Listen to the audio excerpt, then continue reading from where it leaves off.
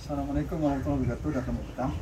Okey, hari ini kita nak sambung berkenaan dengan semalam berkenaan media yang digunakan, kesesuaian kenapa dia digunakan. Okey, kita tengok kepada media yang pertama, itu Gukopit. Gukopit ni ada dalam pertanyaan mengatakan dia berasid. Jika dia tendam air memang dia berasid. Biasanya antara 5.5 hingga 6.0. Ini mengikut artikel lah. Dan pada keadaan begini, yang fresh biasanya antara 6.0 hingga 6.8 pH level dia. Pumice stone, okey, dia ada saiz XL, M dan juga S, yang ni saiz M. Dan asal usul ni ada daripada volcano atau gunung berapi. Dia ada dokumentari berkenaan dengan bagaimana dia diambil daripada sisa gunung berapi, yang mana dia adalah neutral pH nya. Manakala pelat ini pH nya antara 7.0 hingga 7.5, iaitu agak alkali. Jadi secara relevan ataupun kesesuaian, bila dicampur antara asid dan juga alkali, bermakna dia adalah lebih kurang adalah neutral. Akan tetapi bila mana kokopit ni terendam dalam air, dia akan jadi asid. Jadi nak cuci asid dia adalah dengan 2 minggu sekali kita alirkan air pada dia untuk cuci keasidan yang berlaku di dalam media tersebut. Ada yang mengatakan, ada yang bertanya dengan saya, boleh tak guna sekam padi? Okay. Sekam padi actually dia adalah neutral, tetapi bila dia terendam air biasanya dia akan jadi asid. Bila terlalu asid, akar akan jadi buruk, menyebabkan daun mula luruh lah kalau katakan digunakan untuk caladium.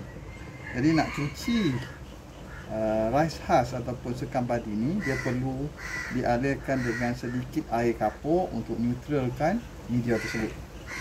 Jadi kenapa saya gunakan ini? Sebab saya dah kaji daripada artikel, caladium ni perlukan yang antara neutral sehingga sedikit asid untuk menjadikan dia satu tanaman yang subur. Okey. Ada yang bertanya kenapa tak menggunakan daripada media asal. Ya, media asal daripada ni dah dibuang daripada community pot, pokok yang belum terima, iaitu daripada sini kita nampak iaitu daun kering, daun pukul 5, pokok pukul 5.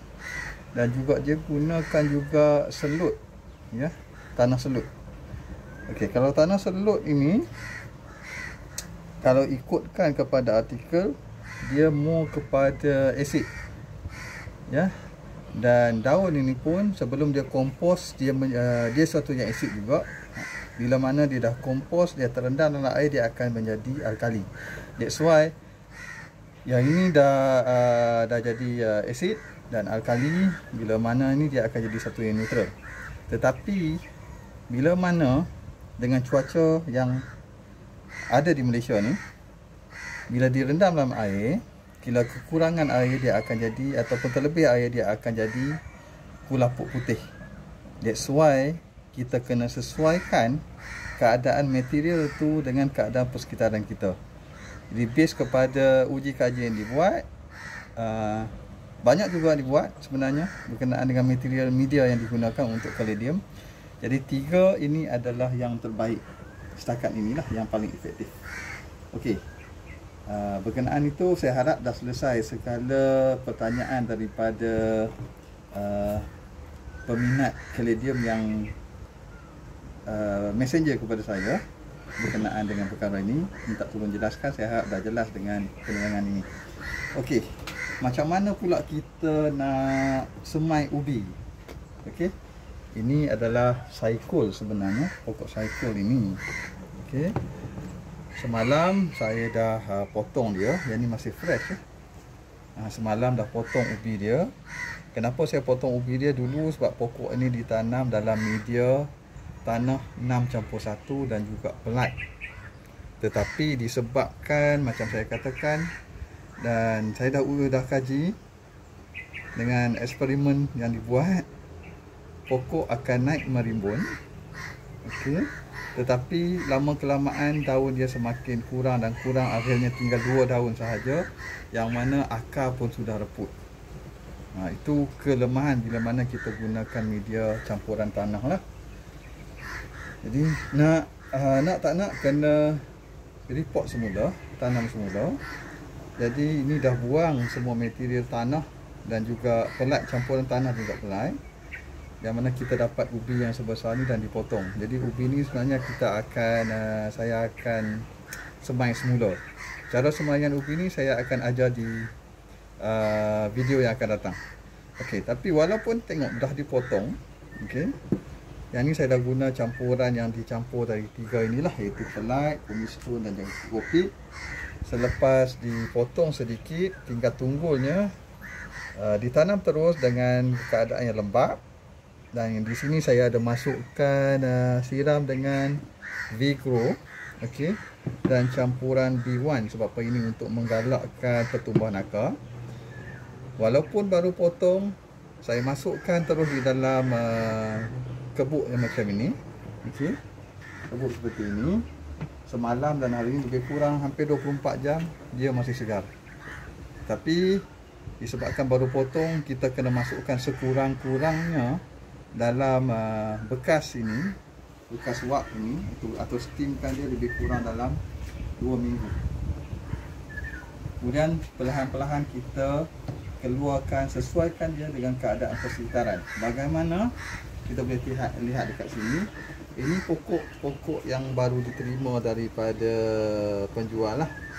Jadi ini saya beri daripada Tuan Arnas Zoo, admin Keladi Thailand. Semua dekat sini lah. Dan dalam ni airnya dah kurang. Sepatutnya dekat bawah ini dia akan ada air yang bercampur dengan baja. Tetapi dah dalam lebih kurang seminggu saya terima. Sekarang saya biarkan begini sahaja. Dan air pun dah termeluap keluar. Ini nak sesuaikan pokok yang berada dalam steam kepada persekitaran asal. Jadi ini rasanya dalam 3 atau 4 hari dah dibuka begini. InsyaAllah dalam tempoh seminggu dah boleh tarik keluar lah dan boleh tanam di luar. Okey, kita balik kepada pokok. Kalau andai kata kita nak semai kepada ubi, okey, ada banyak cara, tapi ini saya tunjuk salah satu cara lah. Yang mana selepas ubi ini sepatutnya perlu dicuci dahulu getahnya. Sebab apabila ada getah ni dia akan buruk. Lagi ada getah tu, kalau kita semai dia akan buruk. Jadi kena basuh bagi bersih. Ini contoh ya. Setelah ubi itu disemai menggunakan pelat dan juga campuran pelat dan juga kokopit sahaja. Kokopit sahaja, 2 jenis sahaja. Ini dalam tempoh 1 minggu dia dah naik daun macam ni lah. Jadi untuk bagi dia stabil, dia naik daun lebih kurang 3 jari macam tu, itu masa sesuai untuk kita keluarkan. Dia ambil masa lebih kurang 6 sehingga 8 minggu, lebih kurang sebulan setengah atau 2 bulan. Itu kebiasaannya. Dan dia perlu di steamkan. Ini contoh yang saya steamkan. Okey. Ini Apson sawan. Okey, Apson sawan. Yang mana dulu saya terima dia segar, tetapi dibiarkan di luar dia daun dia buruk sampai dia tidak ada apa-apa langsung. Jadi saya tanam semula sebahagian ketulan yang ada dalam media asal yang daripada Thailand itu. Kemudian saya masukkan dalam botol ni. Ini botol recycle jus Ribena, ataupun ini lagi satu. Yang ini darah noparat. Pokoknya agak teruk dulu. Okay. Ini baru 2 minggu setengah, tak sampai 3 minggu lagi. Letak dalam botol mineral sahaja. Yang mana dekat bawah ni ada air sikit, tapi dah kering, saya baru buang. Ni kena tambah lah. Kalau kurang kita perlu tambah dia. Kalau katakan dia berkuat macam ni, memang ini yang kita nak. Sebab apa, dia ada hasil steam dalam ni. Okay, nak segar macam ni, ini lebih kurang dalam 2 minggu atau 3 minggu lebih kurang. Saya akan biarkan besar lagi, lebih kurang dalam 2 bulan baru saya akan keluarkan. Okey, sepanjang dalam ini, dalam botol ni, biasanya saya akan masukkan 2 jenis ini dahulu. B1 dengan Foodie V-Grow. V-Grow ni untuk menggalakkan kesuburan dan juga ini untuk menggalakkan pertumbuhan akar. Okey. Bila mana pokok dah besar, contohnya pokok dah besar ni, okey, Contohnya seperti pokok ini, saya tunjukkan pokok yang baru dapat ni daripada tuan admin Abnas Group sebelum ni. Okey, dah besar macam ni. Tapi tengok pasu kecil je. Tak perlu tukar pasu yang besar. Kita tak boleh overpot. Kalau overpot, pokok dia jadi lambat untuk membesar. Jadi kalau besar ni dah stable macam ni, lebih kurang 2 minggu juga asalnya. Okey, saya dah mula campur dua ini. Okey, dan juga saya campurkan untuk pure kalsium. Ini kalsium untuk bagi daun tahan lama. Okey, dan juga untuk TE. Okey, apa yang ada dalam TE? Ramai, ataupun trace element. Okey, trace element ini penting untuk pertumbuhan pokok lah, kesuburan pokok. Kebiasaan yang ada dalam ni, banyak baju yang dijual, dia ada iron, manganese, boron and copper or zinc. Kalau kata TE ni dia ada lebih daripada tu. Kalau yang ni TE sahaja, maknanya dia ada trace element sahaja. Di sini dia ada sulfur, dia ada magnesium, dia ada molybdenum, copper, zinc, boron, manganese, iron dan ada lain-lain lagi, lebih kurang dalam 16 unsur dalam ni. Ini yang menggalakkan untuk pertumbuhan lebih cepat, lebih besar.